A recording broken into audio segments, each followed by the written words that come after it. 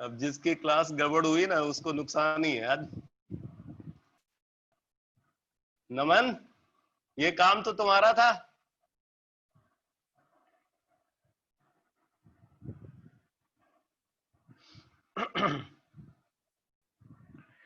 चलो,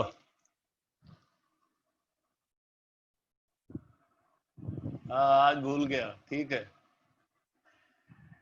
तो question number 7 बोला, in an experiment on photo electric effect. ये इस क्वेश्चन को किसी ने सॉल्व किया क्या? किसी ने सॉल्व किया है? अच्छा, अटेम्प्ट कितने लोगों ने किया है?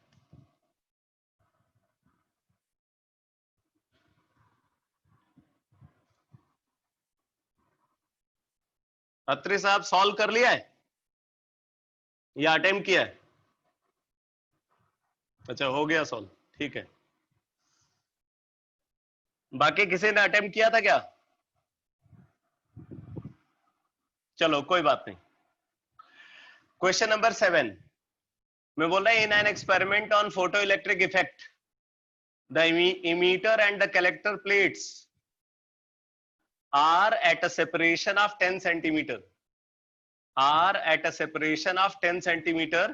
and are connected through an emitter without any cell। दोनों प्लेट्स को एक एमीटर के थ्रू कनेक्ट किया गया है, ये पता करने के लिए कि करंट का फ्लो हो रहा है या नहीं हो रहा। ठीक है, तो मैं डायग्राम बनाता जा रहा हूं साथ में।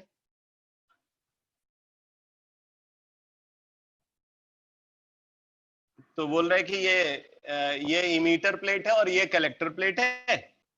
दोनों प्लेट्स का सेपरेशन बता रहे, इनका सेपरेशन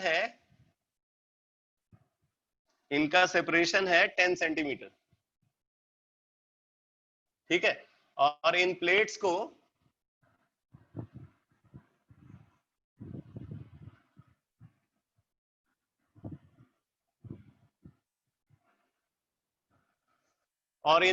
को वायर के थ्रू एक एमीटर से कनेक्ट कर रहे हैं।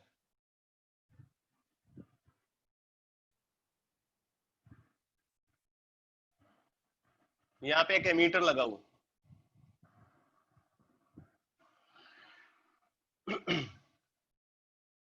अब जरा आगे देखो, प्लेट सेपरेशन 10 सेंटीमीटर गिवन है and are connected through an ammeter without any cell. कोई बैटरी हम यूज नहीं कर रहे। A magnetic field capital B, small B लिखा हुआ, कैपिटल बी होना चाहिए। A magnetic field capital B exist parallel to the plate. Magnetic field भी कैसे दिखा रहा है? क्रॉस, डायग्राम में क्रॉस मैग्नेटिक फील्ड बनी हुई है। तो क्रॉस मैग्नेटिक फील्ड है, मतलब direction of magnetic field is inward the plane of the paper या प्लेन ऑफ द बोर्ड।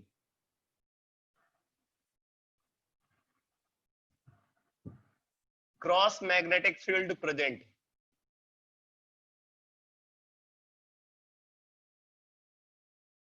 ठीक है, तो मतलब direction of magnetic field is inward the plane. Magnetic field intensity capital B बता रहे हैं। The work function of the emitter plate is 2.3 electron volt. इसका work function बता रहे हैं 2.3 इलेक्ट्रॉन वोल्ट है। वर्क फंक्शन इसका 2.3 इलेक्ट्रॉन वोल्ट है। And the light incident on it has wavelength between 400 nanometre and 600 nanometre. अब क्या हो रहा है यहाँ पे बोल रहा है लाइट यानी कि फोटोन आकर के स्ट्राइक कर रहा है। अब फोटोन जो स्ट्राइक कर रहा है इसका वेवलेंथ 400 से 600 नैनोमीटर के बीच में, 400 टू 600 नैनोमीटर के बीच में है। Find the minimum value of capital B, मतलब magnetic field intensity, for which the current registered by the ammeter is 0। तो बोल रहा है कि मैग्नेटिक फील्ड की, ये जो मैग्नेटिक फील्ड हमने अप्लाई किया है इसकी मिनिमम वैल्यू क्या हो जिसको अप्लाई करने पे जो प्लेट फोटो करंट है वो 0 हो जाए। तो प्लेट फोटो करंट आई जो है ये हमें क्या चाहिए? आई हमें 0 चाहिए। प्लेट फोटो करंट हमें 0 चाहिए। तो प्लेट फोटो करंट जीरो बनाने के लिए हम कोई स्टॉपिंग पोटेंशियल यहाँ पे अप्लाई नहीं कर रहे, बल्कि यहाँ पे कुछ दूसरे तरीके से प्लेट फोटो करंट को जीरो बना रहे। जरा देखो कैसे। यहाँ पे देखो, जैसे ही फोटोन गिरेगा इमीटर प्लेट पे, क्या होगा? फोटो इलेक्ट्रॉन इजेक्ट होगा। फोटो इलेक्ट्रॉन इजेक्ट होगा। अगर यहाँ पे फोटोन गिरता है तो फोटो इलेक्ट्रॉन इजेक्ट होगा, और फोटो इलेक्ट्रॉन जैसे ही मेटल सरफेस से बाहर आया बेटा, उसको काइनेटिक एनर्जी मिली हुई है, तो वो उस काइनेटिक एनर्जी के थ्रू इस मैग्नेटिक फील्ड रीजन के अंदर आ गया। ये फोटो इलेक्ट्रॉन अपनी काइनेटिक एनर्जी से क्या हुआ? वो मैग्नेटिक फील्ड के अंदर आ गया। और अगर वो मैग्नेटिक फील्ड के अंदर आया तो क्या होगा? उसके ऊपर मैग्नेटिक फोर्स लगेगा, और वो मैग्नेटिक फोर्स क्या करेगा? उसको सीधे ऊपर की तरफ नहीं जाने देगा, बल्कि मैग्नेटिक फोर्स की वजह से इस फोटो इलेक्ट्रॉन का जो पाथ है, इस फोटो इलेक्ट्रॉन का पाथ सर्कुलर हो जाएगा। ये ऐसा सर्कुलर पाथ को फॉलो करेगा।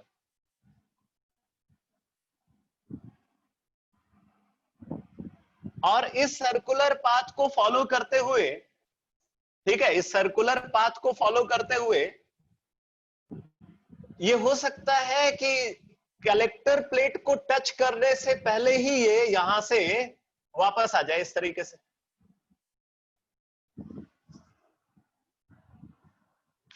ये फोटो इलेक्ट्रॉन जो यहां पे इमिट हो रहा है, वो फोटो इलेक्ट्रॉन मैग्नेटिक फील्ड के अंदर है, और मैग्नेटिक फील्ड के अंदर वो सर्कुलर पाथ को फॉलो करेगा।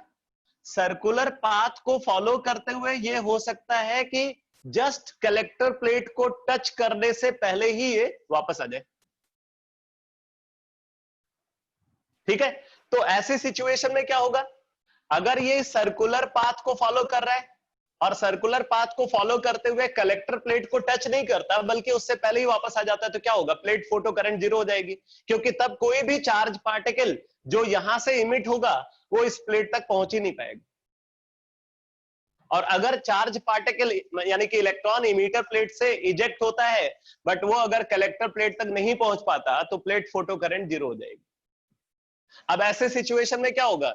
ये जिस सर्कुलर पाथ को फॉलो कर रहा है, अगर उस सर्कुलर पाथ का रेडियस, ध्यान देना, अगर उस सर्कुलर पाथ का रेडियस क्या है? ये प्लेट सेपरेशन के बराबर हो। अगर सर्कुलर पाथ का रेडियस प्लेट सेपरेशन के बराबर होगा, तो ऐसे सिचुएशन में प्लेट फोटो करंट जीरो होगी। लिख लो, to make plate photo current, to make plate photo current, ये जो प्रॉब्लम आप सॉल्व कर रहे हो बेटा, ये +2 की जो एचसी वर्मा बुक है, +2 की एचसी वर्मा बुक, उसमें ये क्वेश्चन गिवन है मॉडर्न फिजिक्स के अंदर। मॉडर्न फिजिक्स के अंदर जो है, आप इस क्वेश्चन को देखोगे, ये +2 के एचसी वर्मा में गिवन है। ये फिजिक्स की प्रॉब्लम है। To make plate photo current zero, to make plate photo current zero, the radius, to make plate photocurrent zero, the radius of circular path, the radius of circular path followed, the radius of circular path followed by photoelectron, the radius of circular path followed by photoelectron must be equal to plate separation, must be equal to plate separation। ठीक है, अब जरा देखो, जब ये circular path को follow करेगा तो ऐसे सिचुएशन में क्या होगा, इसके ऊपर दो फोर्सेस लगेंगे, एक तो सेंट्रीपिटल फोर्स होगा, दूसरा सेंट्रीफ्यूगल फोर्स होगा। तो ध्यान देना, इसका सेंटर अगर मान लो यहां पे लाई कर रहा है, तो एक फोर्स जब ये कहीं भी अगर होगा तो इसके ऊपर एक फोर्स लगेगा जो हमेशा इस सेंटर की तरफ लग रहा होगा। जहां भी होगा ये सेंटर की तरफ एक फोर्स लग रहा होगा। ये जो फोर्स सेंटर की तरफ लग रहा है इसके ऊपर, यही फोर्स मैग्नेटिक फोर्स है। मैग्नेटिक फोर्स, ये चार्ज पार्टिकल जहां भी होगा, मैग्नेटिक फोर्स हमेशा टुवर्ड सेंटर लग रहा होगा। तो इसको मैग्नेटिक फोर्स को हम सेंट्रीपिटल फोर्स बोलेंगे। जबकि ये सर्कुलर पाथ को फॉलो कर रहा है, तो सर्कुलर पाथ को फॉलो करते हुए इस पे सेंट्रीफ्यूगल फोर्स लगेगा, और वो सेंट्रीफ्यूगल फोर्स mv²/r के बराबर होगा। पहले भी मैं रदरफोर्ड एटॉमिक मॉडल में बता चुका हूं। To make plate photocurrent zero, the radius of circular path followed by photoelectron must be equal to plate separation. Must be equal to plate separation. तो क्या होगा, यहाँ पे centripetal force is equal to centrifugal force होगा। तो centripetal force क्या हो जाएगा, centripetal force is equal to QVB sin theta, magnetic force QVB sin theta, और थीटा यहाँ पे 90 है तो sin 91 हो जाएगा। तो ये आ जाएगा बेटा, Q इलेक्ट्रॉन है तो EVB, ये सेंट्रीपिटल फोर्स हो जाएगा। EVB, this is centripetal force या magnetic force, and this is equal to CFF mv²/r. EVB is equal to mv²/r. तो V से ये V कैंसिल हो जाएगा, तो यहां से आप देखोगे B इज इक्वल टू आ जाएगा बेटा mv/er. Magnetic field capital B is equal to mv/er. हमें ये मैग्नेटिक फील्ड निकालना है, क्वेश्चन में मैग्नेटिक फील्ड पूछा गया।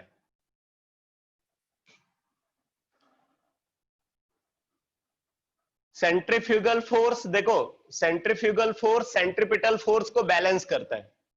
सेंट्रीपिटल फोर्स वो फोर्स है जो टुवर्ड सेंटर लग रहा है। इसका अपोजिंग फोर्स जो इसको बैलेंस करेगा उसको सेंट्रीफ्यूगल फोर्स बोलेंगे, वो mv²/r होता है।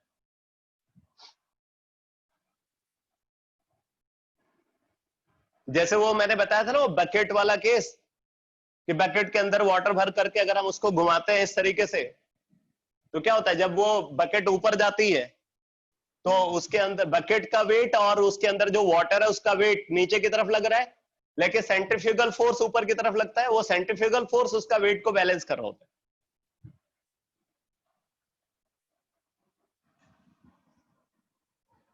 तो B is equal to mv/er। अब जरा देखो इसमें आपको क्या पता है और क्या नहीं पता। M मास ऑफ इलेक्ट्रॉन पता है, V वेलोसिटी ऑफ इलेक्ट्रॉन नहीं पता है, E इलेक्ट्रॉनिक चार्ज पता है, R रेडियस, रेडियस को हम यहाँ पे प्लेट सेपरेशन बोल रहे हैं जो कि गिवन है। तो ध्यान देना बेटा, यहाँ पे M/er हमें पता है, ये वेलोसिटी नहीं पता। अब वेलोसिटी हमें निकालनी है। वेलोसिटी कैसे निकालेंगे, वेलोसिटी निकालने के लिए फोटो इलेक्ट्रिक इफेक्ट का कॉन्सेप्ट यूज करेंगे। तो वेलोसिटी कैसे निकलेगी जरा देखो, हाफ mv², हाफ mv², ये क्या हो गई, kinetic energy. Kinetic energy of photo electron is equal to hc/λ -5।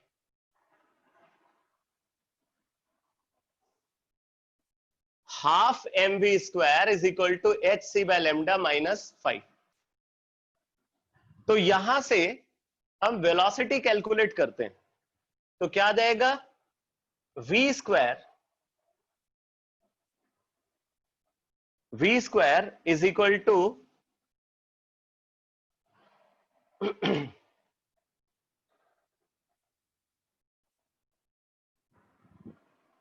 यहां हम velocity half mv² is equal to hc/λ -5, lambda हमें पता है। तो कोई बात नहीं, यहाँ पे हम वेलोसिटी का एक्सप्रेशन ही निकाल लेते हैं। तो वेलोसिटी का एक्सप्रेशन क्या आ जाएगा, ये velocity square 2/m multiplied by hc/λ -5। तो वेलोसिटी यहां से आ जाएगी इसका स्क्वायर रूट, वेलोसिटी आ गई बेटा इसका स्क्वायर रूट। अब हम यहां पे v की जगह पे इसको पुट कर देंगे, तो therefore magnetic field capital B is equal to m upon ER multiplied by velocity.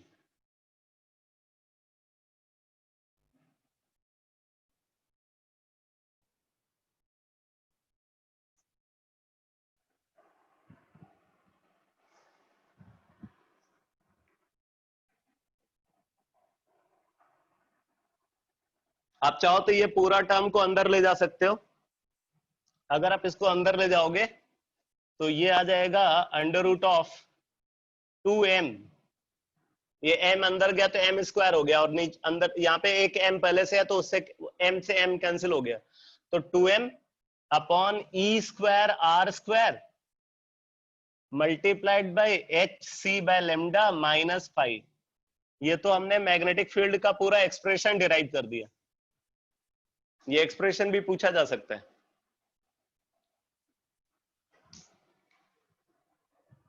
जो मैग्नेटिक फील्ड हम यहाँ पे अप्लाई कर रहे हैं प्लेट फोटो करंट को जीरो बनाने के लिए, उस मैग्नेटिक फील्ड का ये एक्सप्रेशन है। अब आप सारी वैल्यूज को पुट करके कैलकुलेट कर लो।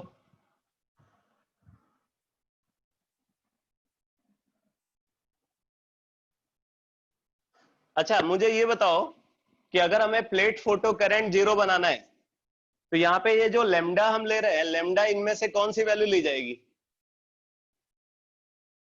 इस रेंज की कौन सी वैल्यू लेंगे प्लेट फोटो करंट को जीरो बनाने के लिए? बोलो।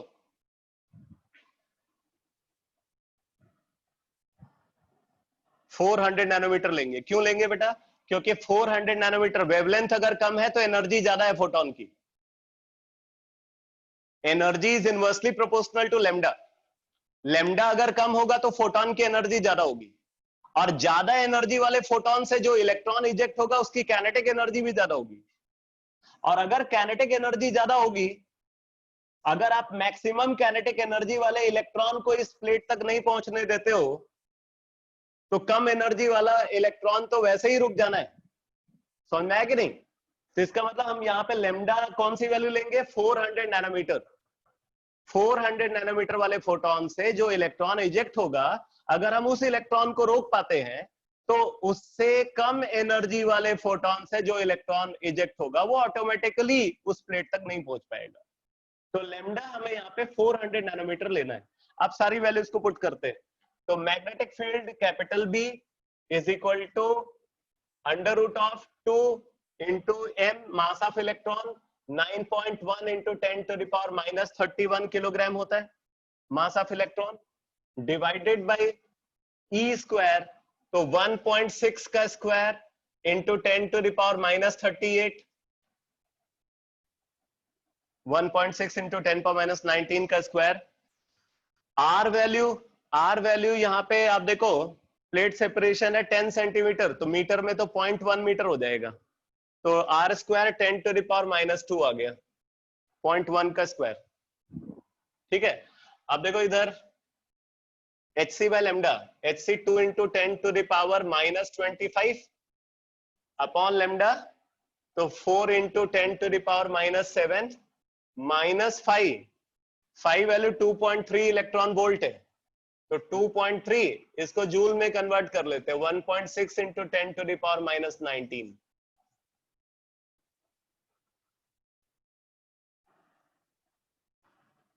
ठीक है, तो ये आ गया 2 into 9.1 अपॉन 1.6 into 1.6, ये 10 to the power minus 40 है, ऊपर गया तो 10 to the power 9 आ गया ऊपर में, 10 to the power 9। और यहाँ पे अगर आप देखो ये 10 power minus 7 ऊपर गया, 10 power minus 7 ऊपर गया तो 10 to the power minus 18 आ जाएगा, और अगर 20 कर दें तो 10 power minus 19, तो 20/4 5 into 10 to the power minus 19 तो मैं इसको ऐसे लिख रहा हूँ 5 माइनस 2.3 इंटू 1.6 और 10 टू द पावर माइनस 19 को इधर ले आए बेटा, 10 पावर माइनस 19 एंड 10 पावर 9, तो यहाँ पे आ जाएगा 10 to the power 10, 10 to the power 10 आ जाएगा।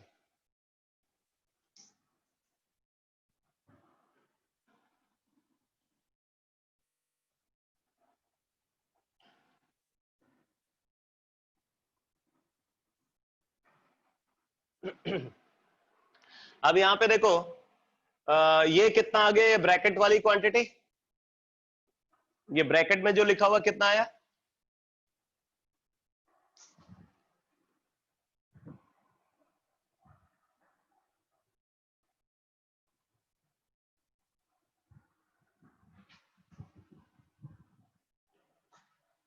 1.3,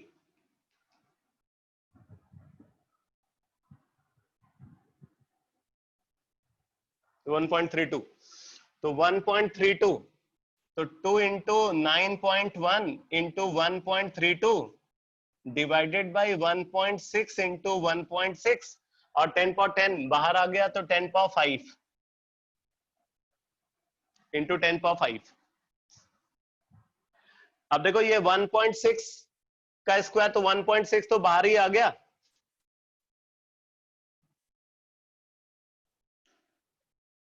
तो आप इसको लिख सकते हो, और ये 9.1 को अप्रोक्सीमेटली आप ये 3.03 कुछ आ जाना चाहिए, तो under root of 2 into 1.32 multiplied by 3.03 upon 1.6 multiplied by 10 to the power 5, इसकी यूनिट हो जाएगी बेटा tesla, tesla unit होती है।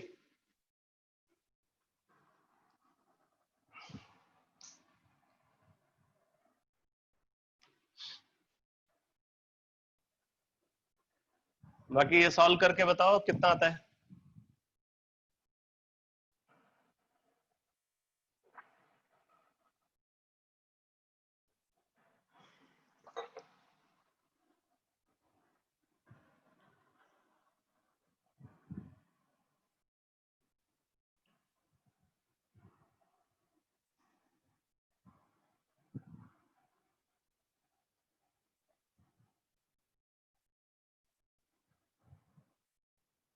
Three into 10 to the power 5 approximately, ठीक है।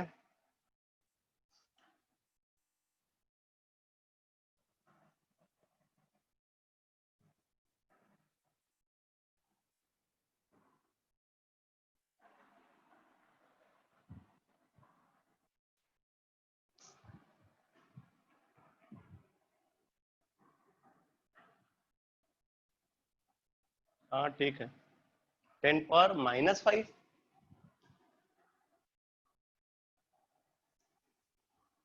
-5 क्यों आएगा,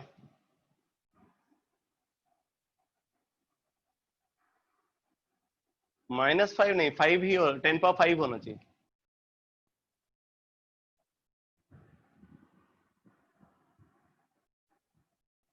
टेन टू द पावर, अच्छा एक minute, 10 to the power minus 19 था, ओके, हाँ सही बोल रहे हो, सही बोल रहे हो, सही बोल रहे हो। 10 पावर माइनस 19 और 10 पावर 10 टू द पावर 9 था, तो 10 पावर माइनस 10, ठीक बोल रहे हो। 10 पावर माइनस 5, ये 10 टू द पावर माइनस 5, तो यहां भी 10 टू द पावर माइनस 5।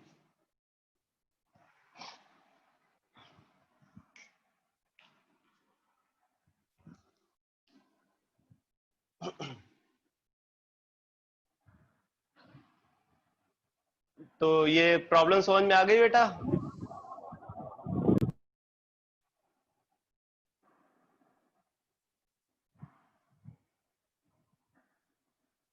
हाँ बोलो क्या डाउट है।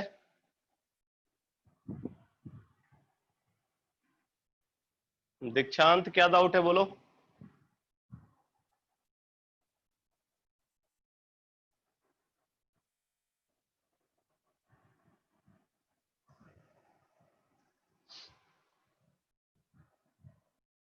सर जो ये रेडियस है सर, ये 10 से कम हो सकता है ना?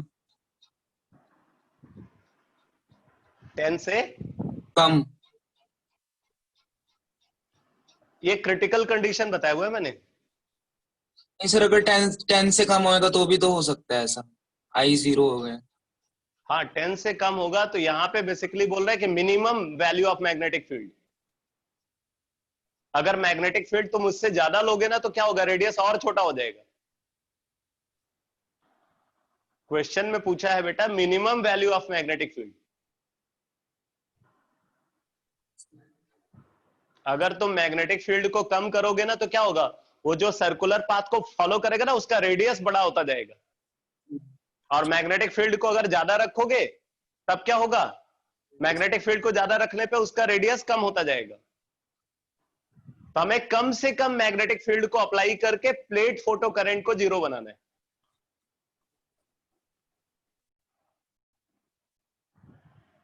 बात समझ में आई या नहीं? Yes sir. हम्म।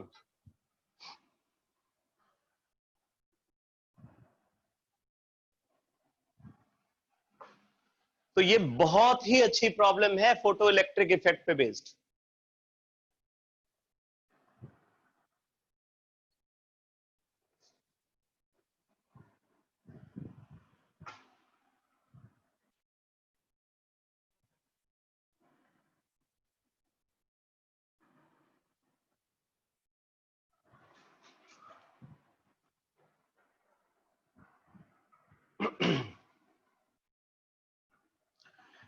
कुछ ऐसा ही कॉन्सेप्ट यूज होगा क्वेश्चन नंबर 10 में। अब इसको खुद ही सॉल्व करना, ठीक है। अब मैं कोई और क्वेश्चन डिस्कस नहीं करने जा रहा हूं।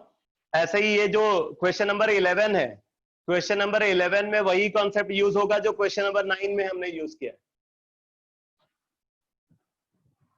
अब केमिस्ट्री तो अब बोलो तो फिर एटॉमिक स्ट्रक्चर जो है वो केमिस्ट्री का पार्ट है ही नहीं। अत्री साहब,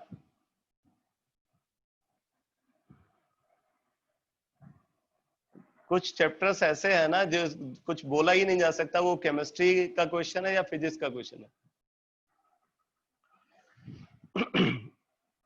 इसीलिए तो मैंने आपको फिजिक्स के रिक्वायर्ड कॉन्सेप्ट जो है वो पहले ही बताए हुए। मुझे पता था कि इस तरीके की सिचुएशन आएगी प्रॉब्लम को सॉल्व करते हुए। तो बाकी सारे क्वेश्चन आप ट्राई कर लेना अपने आप से, ठीक है। अब जरा, अब आप मेरे से एनसीईआरटी के क्वेश्चन या बुकलेट का कोई क्वेश्चन पूछना है तो बोलो।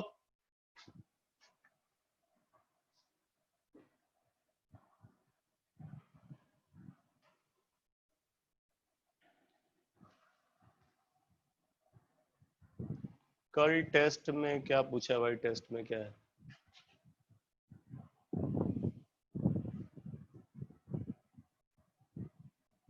फोटो इलेक्ट्रिक इफेक्ट तक आना है, बाकी तो प्रॉब्लम सॉल्व करते हो आप खुद ही समझ पा रहे हो कौन से कॉन्सेप्ट की क्या इंपॉर्टेंस है। स्टार्टिंग के 7 क्लास तक तो आप एकदम, आपको ऐसा लगा जैसे सूखा है, कहीं कोई न्यूमेरिकल का नामो निशान नहीं दिख रहा है इस चैप्टर में।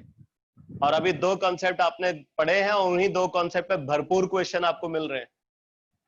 तो आप खुद ही समझ सकते हो कि कहां से न्यूमेरिकल बनेगा, कहां से थ्योरेटिकल क्वेश्चन बनेंगे। और अगर आप कॉम्पिटिटिव एग्जाम के का कोई भी टेस्ट देने जा रहे हो, एक बात तो हमेशा दिमाग में बैठा करके चलो कि डोमिनेशन तो न्यूमेरिकल्स का ही होगा।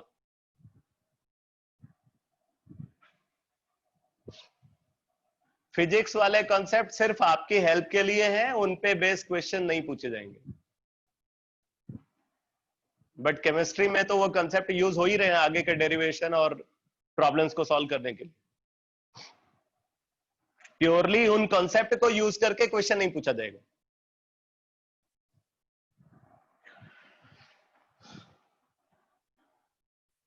क्वेश्चन नंबर 2.44 एनसीईआरटी का।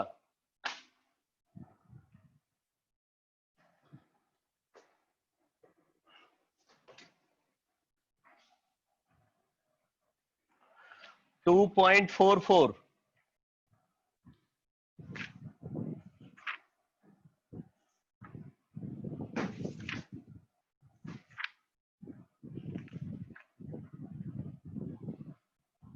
हाँ देखो क्वेश्चन नंबर 2.44 में क्या गिवन है,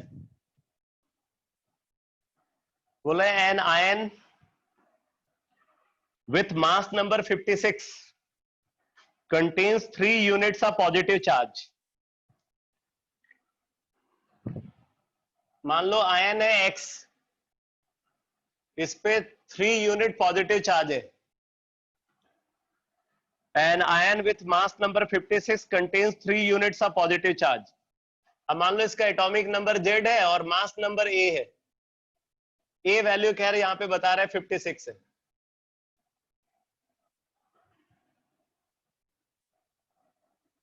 An ion of mass number 56 contains 3 unit of positive charge and 30.4% more neutrons than electrons। यहां पे बोल रहा है कि जो न्यूट्रॉन का नंबर है वो इलेक्ट्रॉन के नंबर से कितना ज्यादा है, 30.4% ज्यादा है। Assign the symbol to this ion, assign the symbol to this ion. Symbol assign करने का मतलब है कि जेड पता करना है, एटॉमिक नंबर पता चल जाएगा तो एलिमेंट आइडेंटिफाई कर लोगे। ठीक है, तो अब देखो number of proton present, number of proton P, ये किसके बराबर होगा, जेड के बराबर। Number of neutron, number of neutron N is equal to 56 minus Z, 56 minus Z। Number of electron E is equal to क्या हो जाएगा, Z minus 3, क्योंकि 3 यूनिट पॉजिटिव चार्ज है। अब यहां पे बोल रहे हैं कि जो न्यूट्रॉन का नंबर है वो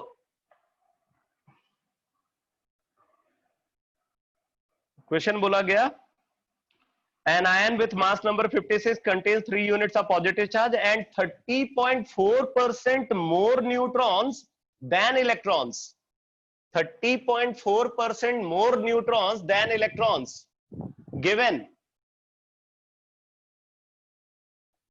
56 minus Z, यानी कि number of neutron is equal to Z minus 3 number of electron plus कितना percent more, 30.4 plus 30.4 by 100 multiplied by Z minus 3।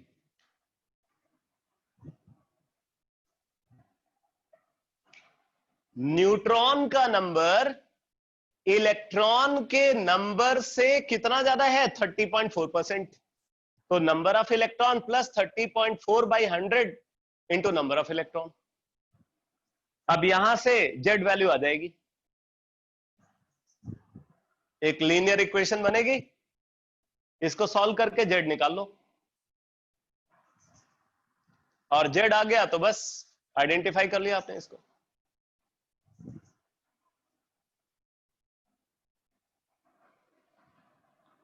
हो गया क्लियर बेटा सबको?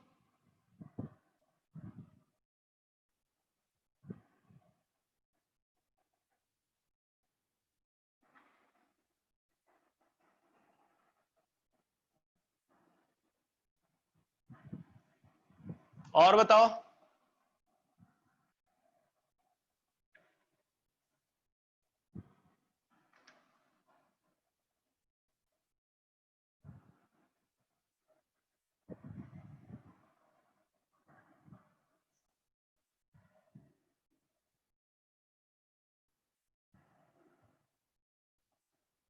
ओके अभी अभी डिस्कस करता हूं। मेरे से किसी स्टूडेंट ने क्वेश्चन नंबर 2.53 भी पहले पूछा हुआ है, व्हाट्सएप किया था किसी बच्चे ने। तो मैं एनसीईआरटी का क्वेश्चन नंबर 2.53 डिस्कस कर रहा हूं, जरा देखना 2.53।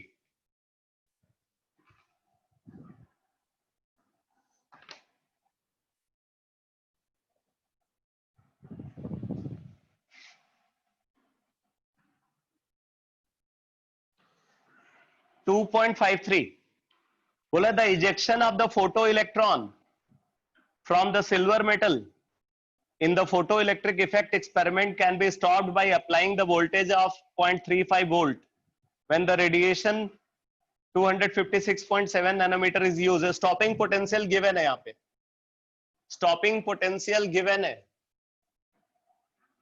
stopping potential है 0.35 volt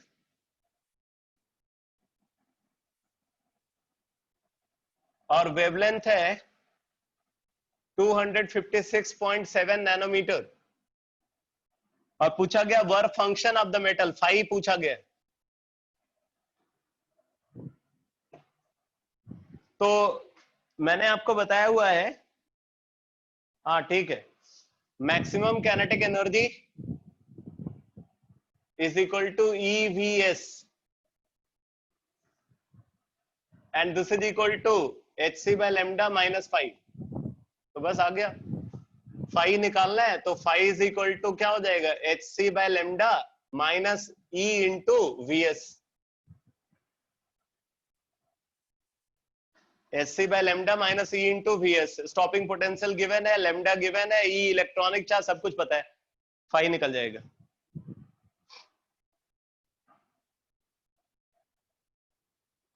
अब यहाँ पे कैलकुलेशन को सिंप्लीफाई करने के लिए आप एक काम कर सकते हो, देखो VS गिवन है 0.35 वोल्ट इंटू E, तो इसका मतलब 0.35 इलेक्ट्रॉन वोल्ट आ गया, ये वैल्यू आ गई 0.35 electron volt.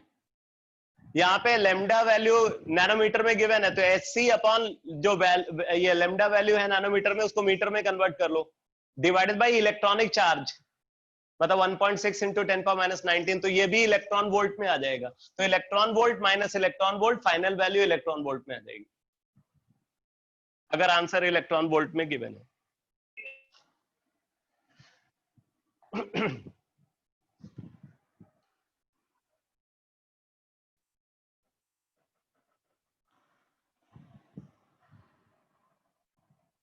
Question number 2.11 NCERT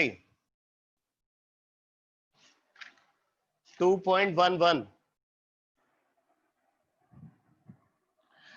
बोला 25 watt bulb emits monochromatic yellow light of wavelength 0.57 micrometer.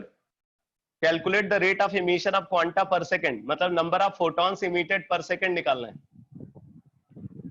number of photons emitted per second। नमन ये तो तुझे कर लेना चाहिए था बेटा। हाँ मैं आ रहा हूँ बुकलेट पे आ रहा हूँ। तो पावर यहाँ पे 25 वॉट गिवन है, 25 वॉट मतलब 25 जूल पर सेकेंड, तो 25 joule is equal to Nhc by lambda. n निकालना है, 25 इंटू लैम्डा 0.57 इंटू 10⁻⁻6 मीटर में कन्वर्ट कर लिया, divided by 25 into lambda upon SC 2 into 10⁻25। बस सॉल्व कर लो इसको। एनसीईआरटी का और कोई क्वेश्चन पूछना है या वो बुकलेट वाला क्वेश्चन मैं डिस्कस करूं?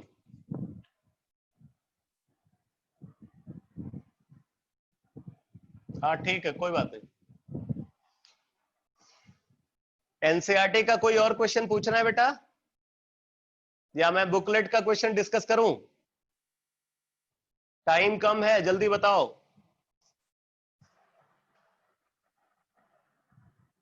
ओके बुकलेट में टेक्सटुअल एक्सरसाइज 3 का question number 10, question number 10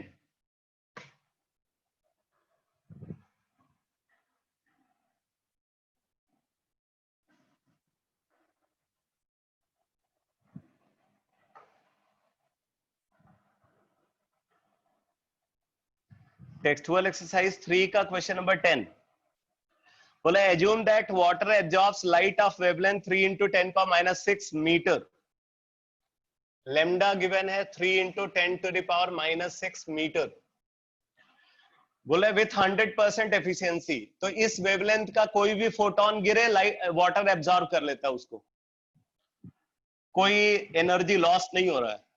how many photons are required to heat 1 gram of water by 1 kelvin? अगर 1 ग्राम वाटर का टेम्परेचर 1 केल्विन इंक्रीज करना है, ठीक है, तो उसके लिए कितने फोटॉन्स रिक्वायर्ड होंगे? कितने फोटॉन्स रिक्वायर्ड होंगे? Number of photon. Heat capacity of water given है 75.3 जूल पर मोल पर केल्विन। तो अमाउंट ऑफ हीट रिक्वायर्ड, पहले ये कैलकुलेट कर लेते हैं। Amount of heat required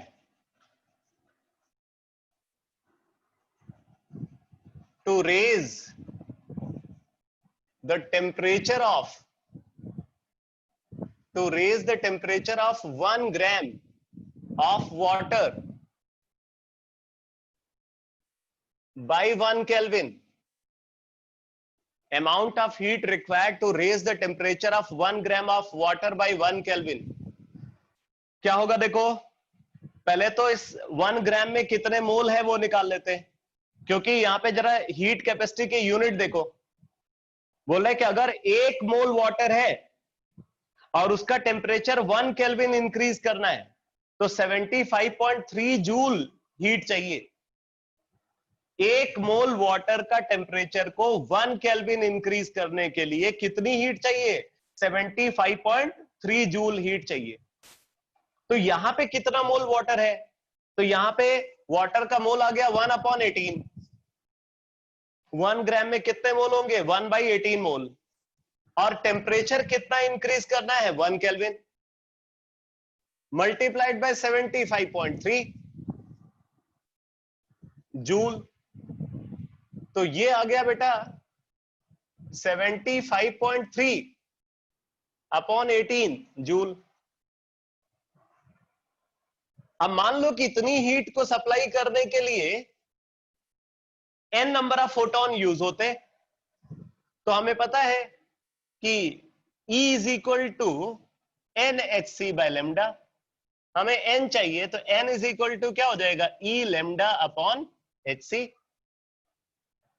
E value ये गिवन है, तो ये क्या आ जाएगा? 75.3 divide by 18 multiplied by lambda 3 into 10⁻⁻6 upon H into C 2 into 10⁻⁻25।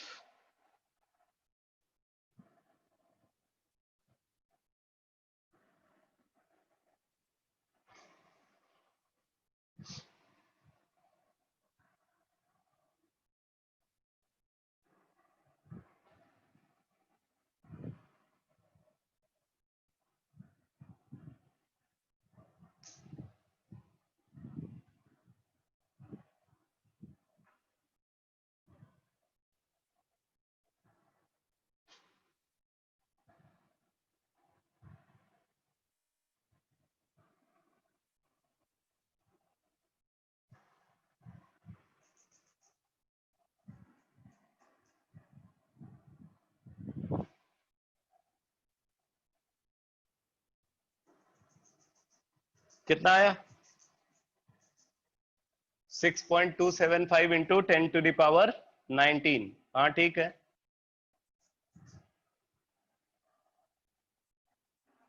चलो अब देखो क्वेश्चन नंबर 11। Question number 11।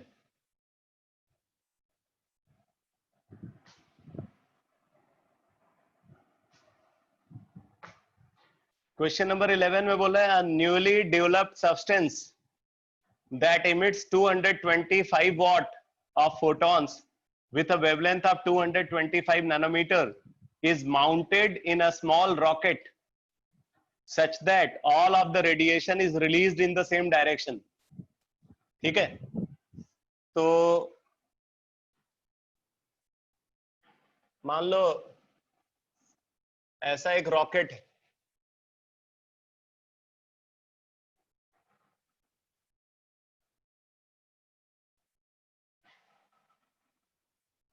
ये रॉकेट है, ठीक है, इसके अंदर एक सब्सटेंस फील्ड है जो रेडिएशन एक ही डायरेक्शन में इमिट कर रहे हैं।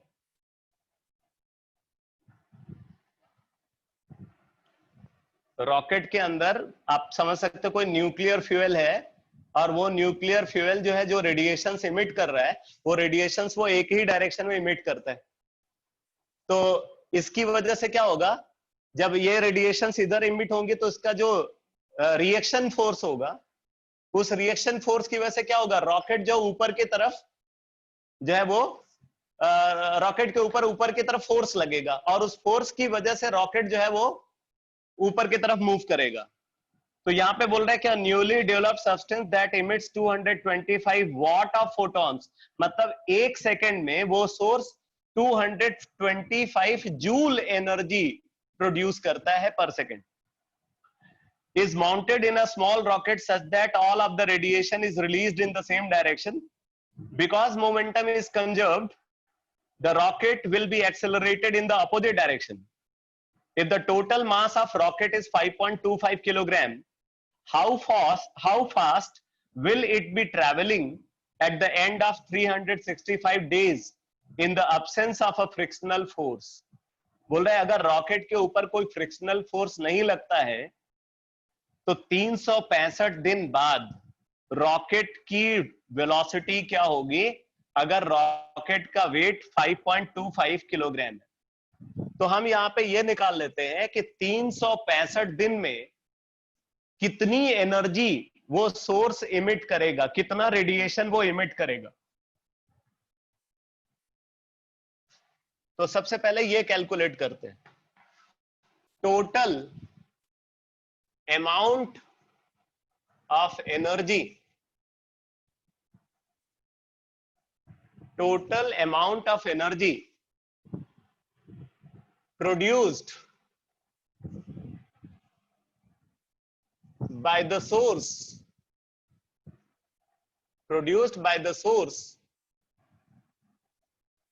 in 365 days. Total amount of energy produced by the source in 365 days. तो आप देखो एक सेकेंड में वो कितनी एनर्जी प्रोड्यूस करा, 225 वॉट, 225 जूल। तो 225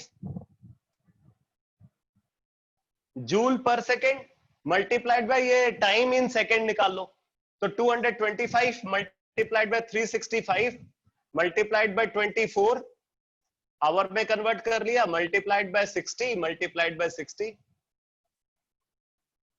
इतनी जूल एनर्जी ये 365 डेज में प्रोड्यूस करेगा।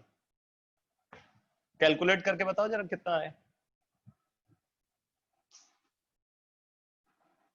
कैलकुलेटर एबिलिटी दिखाओ।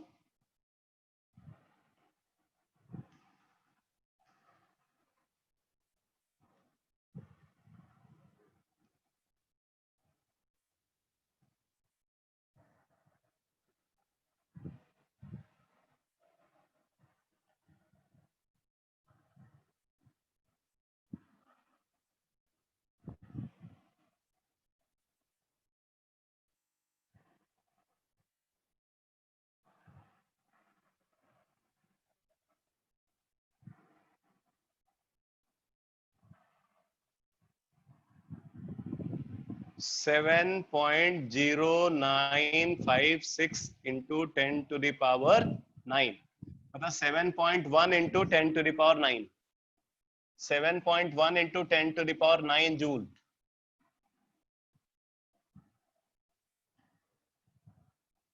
हाँ ठीक है, 7.1 इंटू 10 पावर 9 जूल। अब सोचो इतनी एनर्जी वो टोटल प्रोड्यूस करता है इन 1 ईयर। अब इस एनर्जी की वजह से वो टोटल मोमेंटम कितना इंपैक्ट करेगा, तो टोटल मोमेंटम इम्पार्टेड, क्योंकि मोमेंटम कंजर्व है, total momentum imparted by the radiations produced radiations produced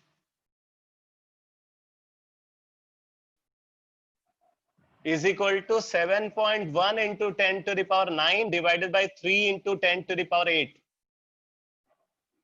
E by C.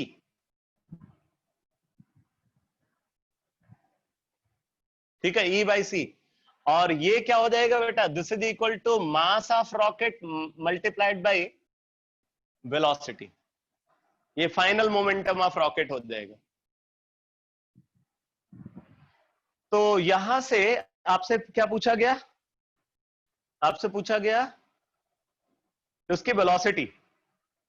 तो यहां से वेलोसिटी निकाल लो. रॉकेट का मास गिवन है,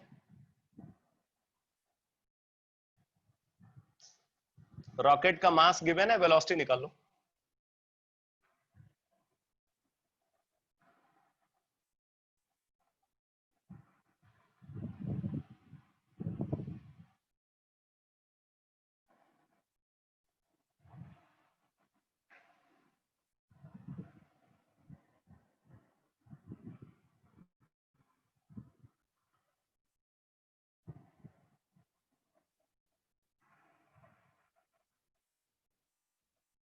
फोर 4.51 मीटर पर सेकेंड गिवन है.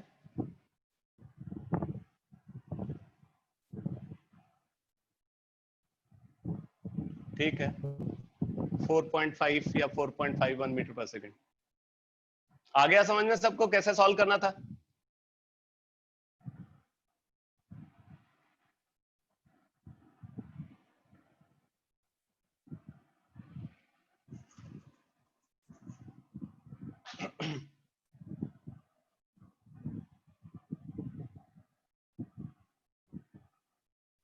और कोई क्वेश्चन?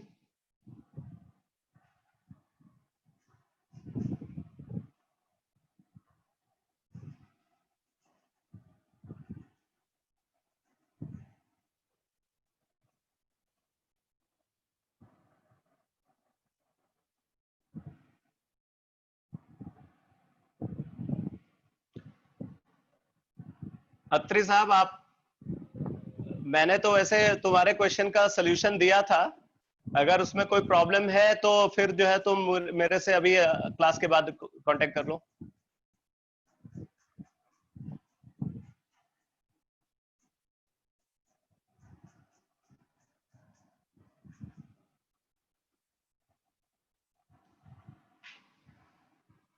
तो फिनिश करें क्लास को बेटा.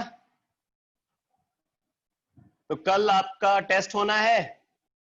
टेस्ट टाइमिंग है 4:30 टू 5:30. ठीक है, 4:30 टू 5:30. और बाकी सिलेबस आपको पता ही है.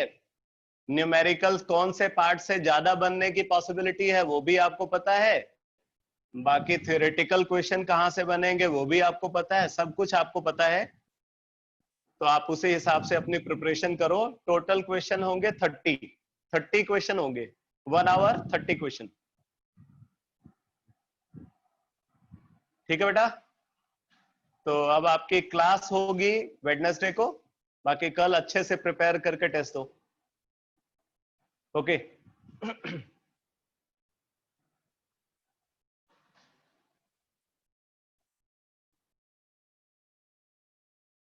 गुड इवनिंग बेटा, गुड इवनिंग.